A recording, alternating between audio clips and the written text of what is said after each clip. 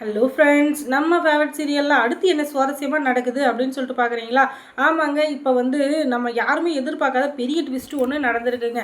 ஏன்னா இப்போ வெண்பாவை காணோம் அப்படின்னு சொல்லிட்டு ஆளுக்கு ஒரு மூலையில் ஆளுக்கு ஒரு பக்கம் தேடிட்டு இருக்காங்க. ஆனால் அவங்க நினைக்கிறதுக்கு மேலே பெரிய ஒரு ட்விஸ்ட்டு வந்து இங்கே நடக்குது. அது என்ன அப்படின்னு சொல்லிட்டு பார்க்குறீங்களா? ஆமாங்க, பெரிய ட்விஸ்ட்டு அப்படின்னே சொல்லலாங்க. இப்போ வெண்பாவை கண்டுபிடிக்கிறதே பெரிய டாஸ்க்காக இருக்குது. அவள் எங்கே இருக்கா, எப்படி இருக்கா அப்படின்னு சொல்லிட்டு எதுவுமே தெரியல.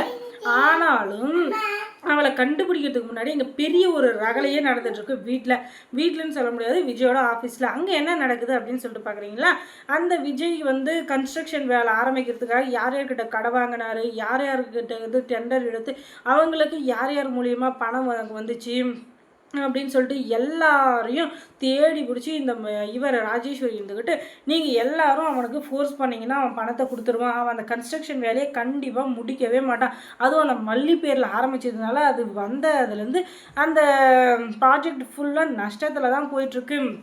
நீங்கள் இப்போ அந்த பணத்தை வாங்கலைன்னா கண்டிப்பாக கடைசி வரையும் வாங்கவும் முடியாது, அந்த கன்ஸ்ட்ரக்ஷன் வேலை முடியவும் முடியாது. பணத்தை சுருட்டிக்கணும் ஓடினாலும் ஓடிடுவாங்க. புருஷனும் பொண்டாட்டியும் அவ்வளோ டேஞ்சரானவங்க. அதனால் நான் என்ன சொல்கிறேன்னா, நான் சொல்கிறத நல்லா பளிச்சுன்னு கேட்டுக்கோங்க. நீங்கள் நான் சொல்கிறத வச்சு இப்போயே போய் அவங்க 2 பேரும் கையும் களவுமாக பிடிச்சி இப்போ எப்படியாச்சும் பணத்தை வாங்கிட்டீங்கன்னா சந்தோஷம். இல்லை அதுக்கப்புறம் பணம் மறுகையா சால்னா தான் அப்படின்னு சொல்லிட்டு சொல்ல, சரிம்மா எப்படியோ கடவுள் மாதிரி வந்து நீ எங்களுக்கு ஹெல்ப் பண்ண பார்க்குற, அதுவே எனக்கு சந்தோஷம். சரிம்மா நீ சொல்கிற மாதிரியே நாங்களும் போய் பண்ணுறோம் அப்படின்னு சொல்லிட்டு அப்புறமா மல்லியை பழி வாங்கிறத விட்டுட்டு இப்போ விஜய் பக்கம் திரும்பியிருக்கா இந்த ராஜேஸ்வரி. வேறு என்ன பண்ணுறது, இவளுக்கு வேலையே இது தானே, யாரையாச்சும் ஒருத்தர் ஏதாச்சும் ஒன்று பண்ணிகிட்டே இருக்கணும். இப்போ வந்து அவள் ஏவி விட்டு அந்த ஏவுகணைகளான அந்த அடியாளுங்க மொத்த பேரும் அந்த பணம் கொடுத்த அந்த ஆளுங்க எல்லாருமே விஜயோட ஆஃபீஸை வந்து இது பண்ணுறாங்க, ரவுண்ட் அப் பண்ணிடுறாங்க. அதுக்கப்புறம் விஜய்கிட்ட வந்து இப்போ நீ இந்த கன்ஸ்ட்ரக்ஷன் வேலையை முடிக்க போகிறதுல எனக்கு தெரிஞ்சிச்சு, மல்லி கன்ஸ்ட்ரக்ஷனுக்கு நாங்கள் கொடுத்த இப்போ அந்த பணம் மொத்தமே எங்களுக்கு வந்தே ஆகணும். நீ எங்களுக்கு எந்த ஒரு நல்லதும் பண்ணவும் தேவையில்லை, முன்னால் எங்களுக்கு நல்லதும் தேவையில்லை.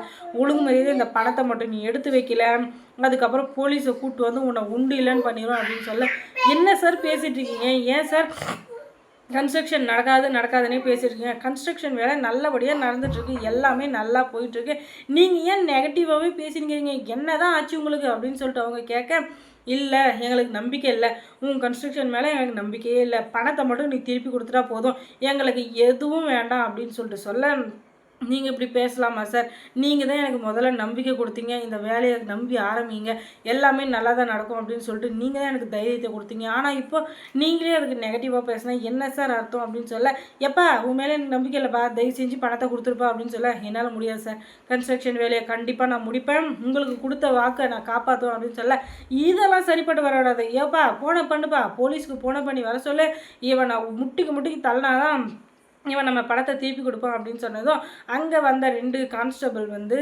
இப்போ இன்ஸ்பெக்டர் வந்து வேறு வேலையே போயிருக்காரு, அவருக்கு கூடிய சீக்கிரத்தில் இங்கே வந்துடுவார், அது வரையும் நாங்கள் தான் உன்னை அரெஸ்ட் பண்ணி ஜெயிலுக்கு கூப்பிட்டு போகிறோம் அப்படின்னு சொல்லிட்டு போலீஸ் ஸ்டேஷனுக்கு கூப்பிட்டு போகிறோம் அப்படின்னு சொல்லிட்டு அவங்க 2 பேரும் விஜயோட கையில் விலங்க மாட்டி, நீ இப்போ வரல உன்னை அடித்து தரன்னு இழுத்துன்னு போக வேண்டியதாக இருக்கும், ஒழுங்கு மாதிரியே வந்துடு அப்படின்னு சொன்னதும் சரி என்ன பண்ணுறது, இப்போதைக்கு வெண்பாவோட ஞாபகம் தான் அவருக்கு அதிகமாக இருக்குது, நம்ம பொண்ணு எங்கே போனானே தெரியல, இதில் இன்னொரு பிரச்சனை வேறு, இது எல்லாத்துக்கும் காரணம் அந்த மல்லி தான், அவள் மட்டும் ஒழுங்காக குழந்தைய பார்த்துட்டு இருந்தா எந்த பிரச்சனையும் இல்லை, இப்போ அவளாக தான் எல்லா பிரச்சனையும் வந்தது அப்படின்னு சொல்லிட்டு பயங்கர கோவத்தில் இருக்கிற நம்ம விஜய் இருந்துக்கிட்டு சரி என்ன பண்ணுறது, நமக்கு வந்து வாச்சது எல்லாமே அப்படி தான் இருக்குது அப்படின்னு சொல்லிட்டு தலையை அடிச்சுக்கின்னு இப்போதைக்கு போலீஸ் ஸ்டேஷனுக்கு போகலாம், அதுக்கப்புறம் மற்றதை பண்ணிக்கலாம் அப்படின்னு சொல்லிட்டு அவர் போலீஸ் ஸ்டேஷனுக்கு கிளம்புறாரு. இப்போ மல்லி இருந்துக்கிட்டு வெண்பாவை காப்பாற்றுவாங்களா இல்லை விஜயை காப்பாற்றுவாங்களா, விஜயை சீக்கிரமாக ஜாமீனில் எடுத்தால் தான் 2 பேரும் சேர்ந்து வெண்பாவை கண்டுபிடிக்க முடியும், வெண்பாவை முதல்ல கண்டுபிடிக்கிறேன் அப்படின்னு சொல்லிட்டு போனால் வேறு ஏதாச்சும் பொய் கேஸை போட்டு விஜயை உள்ளா தள்ளுறதுக்கு வாய்ப்பு இருக்குது. இப்போ யாரை காப்பாற்றிருப்பாங்க அப்படின்னு சொல்லிட்டு நீங்கள் தெரிஞ்சுக்கணுன்னா முதல்ல நம்ம சேனலை சப்ஸ்கிரைப் பண்ணுங்கள், அதோட பக்கத்தில் இருக்க அந்த பெல் ஐக்கானையும் கொஞ்சம் கிளிக் பண்ணி விடுங்க, தொடர்ந்து இந்த சேனலுக்கு சப்போர்ட் கொடுங்க. தேங்க்ஸ் ஃபார் வாட்சிங்.